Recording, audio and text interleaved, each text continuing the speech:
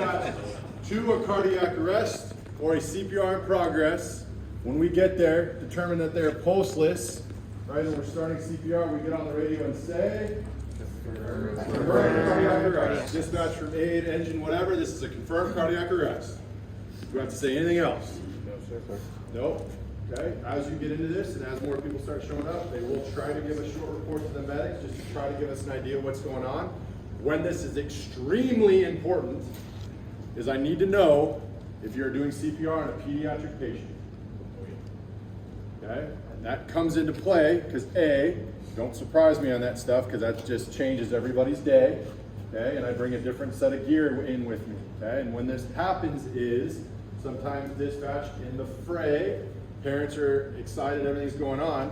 Dispatch will hear 18-year-old, and it's actually 18-month-old.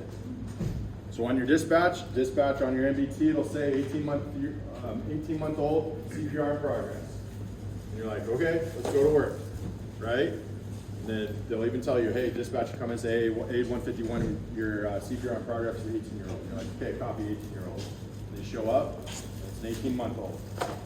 Same process, confirm or upgrade to cardiac arrest, 100%, okay?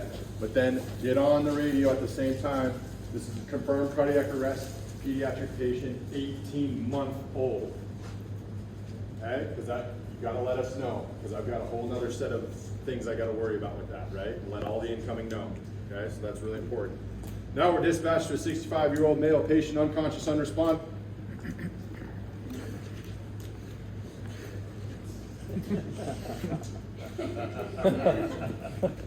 Extra small? Yep. Now I'm dispatched to a 65-year-old male patient, unconscious, unresponsive. I get there, sir, can you hear me? Can you hear me? No response, get a pulse check going, they don't have a pulse. I get on the radio and I say, dispatch AID 151. Upgrade to cardiac arrest, because it was just me and my partner. Understand the difference. Upgrade and confirm. Okay, good? All right. So here's the deal. Tones will go off. We're all sleeping, having a good time. Again, full BSI, masks, but I'm not going to put one on so you guys can hear me. Okay? And eyes for everybody. Okay? On all this. Okay? So dispatch is going to come up. Tones are going to go off. Okay? Dispatch, AID 151, engine 151, medic 142, battalion 161, MSO 161, cardiac arrest, CPR in progress of a 60-year-old male found unconscious. I'm the bystander. So he's going to be doing CPR. Okay? We're going to show up as an engine company. Okay? So en route, you can hold off game because I'm going to talk. En route, this is the part where I'm going to stop. Okay? We can watch him go. Okay? I'm the officer. I'm sitting in the right seat of the engine. Okay? Ricky's on my tailboard. Robert's my driver. Okay? Ricky, when we get in there, we'll go to chest and cover. Okay? I'll confirm the cardiac arrest. And Robert, okay, I want you to start working on the airway. That's en route. So I have a plan. So if it really is what I think it is, this is what's going to happen. If we get in there and it's pulse and we're good, then we'll gear down, but I'm going to start to throttle up before we even get there. Makes sense? Having that plan. Okay? Good? You guys, I don't know, when we get after the first analyze, you guys feel it. Okay? So we're coming in, all right? BSI, my scene is safe. I'm checking around all these things. Looks like we're in a good area to work. Help you guys. Man, what happened? We're going to have to have you stop, okay? We're here to help. I'm checking for a pulse. Ricky, there's the chest and cover. You just passed got out. no pulse. Start CPR. Dispatch from engine 151. Passed Confirmed cardiac out. arrest. Just Just passed passed out, out. okay? Robert, get that airway going for me.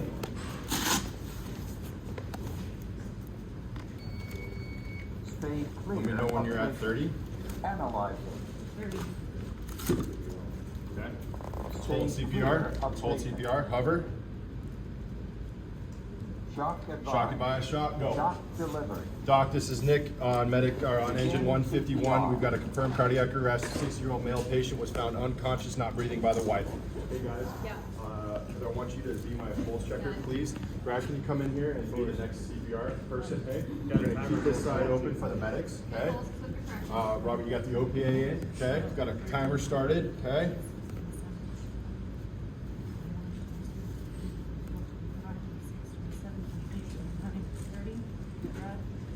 Dan, you said you just found him? Yeah, no. We were watching football, and he unconscious. Okay. And the 911 people told me to start pushing on his chest. Okay. Does he have any medical history? Yeah, he had a coronary bypass a couple years ago, Okay. and high blood pressure, Okay. and depression. Does he have meds? Can you grab those for me? Yeah, You have a I'll box grab or a it. list, I'll please? grab it for you. Okay. How's he bagging? Robert, you got the OPA in? Good. Okay. We got suction? Good. Okay, make sure we got suction. Yeah. All these meds? Yeah. Okay, perfect. We're gonna do everything we can for him, ma'am, okay? And we've got some more people showing up, and I'm gonna have one of my partners come and talk to you, okay? Yeah, he's been wanting to die. Okay. So would you want us to keep going? Yeah, please keep going. Okay. I love him. No, he doesn't. No, none of those forms. And how are pulses the CPR? Good pulse of the Okay. CPR, Good, still bagging all right? Okay. Doing all right, Ricky, good job. Good depth, good recoil, nice. Okay, we're coming up a minute and a half. We probably got 2 more cycles, okay? Heather, you're gonna stay there. Robert, you're gonna stay there. Keep bagging. Brad, you're coming in, okay?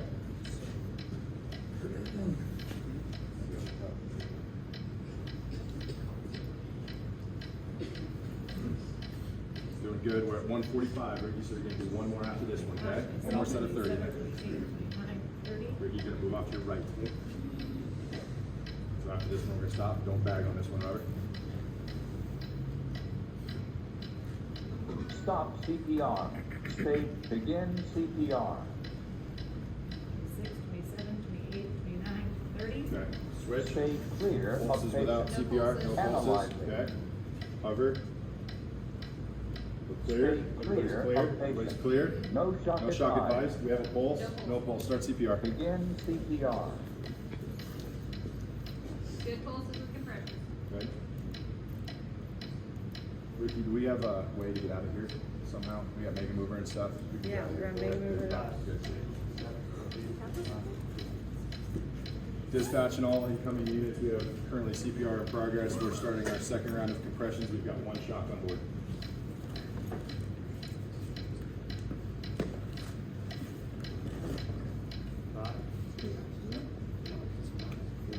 It looks like this is the garage. We can probably just go right out this way. I think probably. Is he back? Is still back? Okay. Got good pulses with Good CPR. pulses with Good. compression. We're 1 minute in.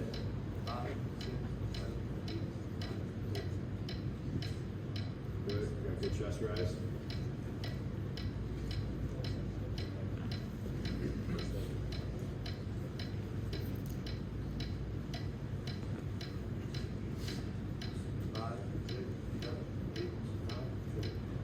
So we got good pulses. Okay, we're a minute 30 in. So you're gonna come in and rotate on this one. Glad you're going out to your right. Okay.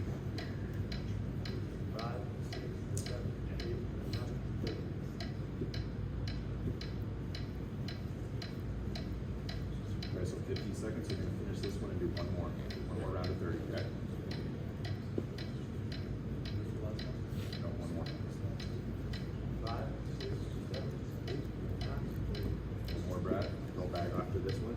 Keep those pulse checks going on there. Ricky's ready to come in.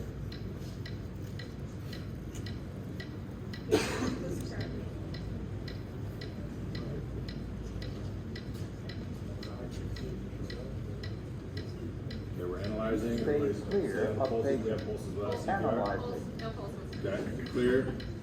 Clear.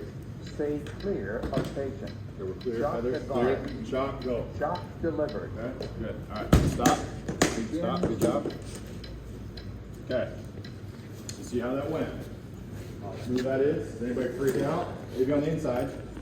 On the outside, right? Like a duck on the water. Underneath, I'm kicking like hell, but on the outside, right? Stuff just needs to happen and stuff's getting done. Okay? So we came in as a 3-person, like we talked about. I came in and did the pulse check, and I'm running the AED because we have the personnel to do that.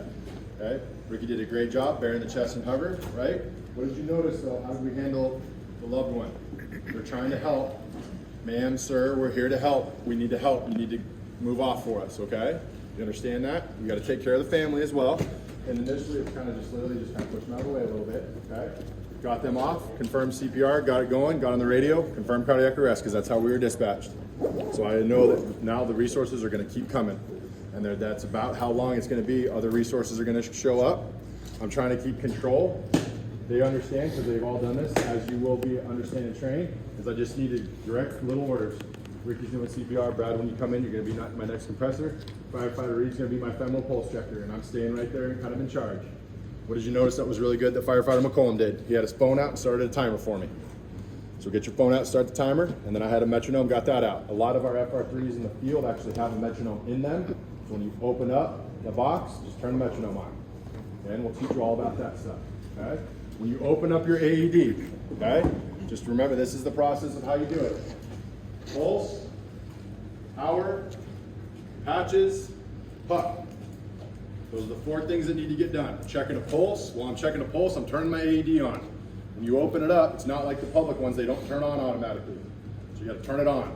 So check a pulse, turn your machine on. Okay? Once I start the CPR, then I'm gonna work on putting the patches on. You noticed I worked around Firefighter Z. I didn't tell her to stop, didn't say, hey, you gotta move, nothing like that. Her only job is to do compressions. I will do everything else. Okay? And then you heard me ask, let me know when you're at 30.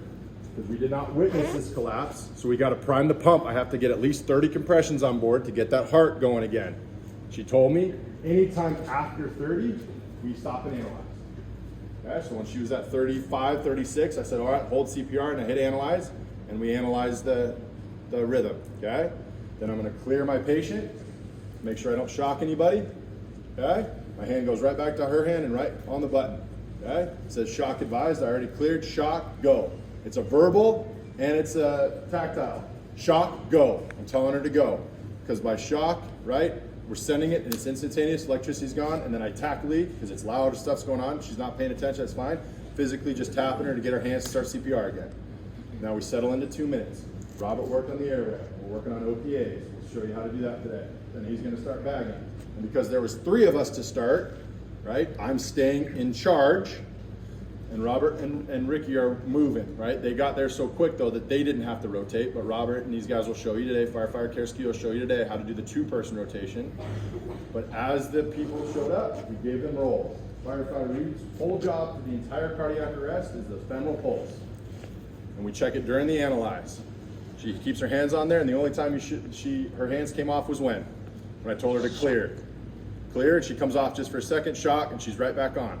Because that eliminates the need for us to then fiddle around and try to find a pulse. If I get a no shock advice, she's been there the whole time and she says, yeah, there's still no pulse. So then we can start CPR right away again, instead of me trying to fiddle around and try to find a pulse. So that's why we do that. I know it's a lot. This will all make sense once you start practicing, okay? The number one thing I hope you guys realize is there a lot of talk. Was there a lot of noise? Was it obvious who was in charge? There was one point of contact with the family member. I was getting information, right? And when they're in the shit, right, stuff's going wrong, I gave her a task, right, to distract her away. Can you go get the medicines for me, right? And then check back in, because as my battalion chief, as Gabe shows up, you might kind of go over there and check in with her, right? See how that worked. But I want you to notice how quiet that was. There's not a lot of talking that needs to go, and that's where we're going to train you guys. We're all playing from the same playbook. Everybody knows what to do. So I just give roles, and everybody knows exactly what that is. Okay? And then when the medics show up, we'll show you what that interaction looks like on another day. Okay? Because the medics are coming too.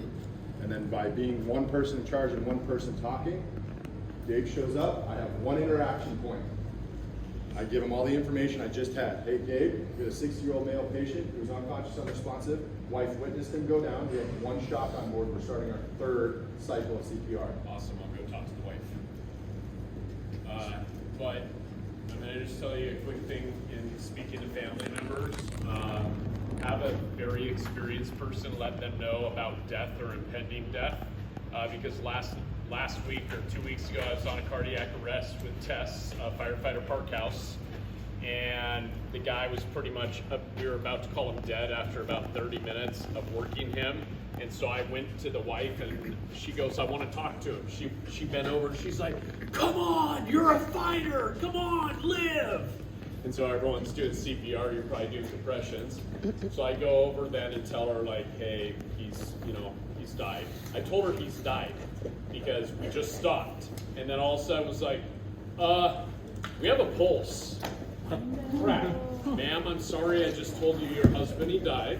He's now alive. And I tried to make light, and I go, you know why? She goes, no. Because you yelled at him. And she actually laughed and hugged me, and I said, I told her, I said, I don't think he's gonna live, but we'll at least get him to the hospital alive and you can say your goodbyes and everything. And he died pretty quickly after that. But really, that is the hardest thing in a career, is telling people a family member's died. I freaking hate it. That's the worst part of my career. So try to have someone do it who's experienced, very compassionate. Did Heather already leave? Yeah. Okay, she was going to say something to class. She can say it afterwards. So, Okay. anyways, Now we're gonna have a lot of question time right now because I want to get you guys practice. But now you've seen one. That's what it's supposed to look like, and this is how we're gonna train you and get to this. That's high performance CPR. That's what saves lives. Period. And we expect it to be perfect, right?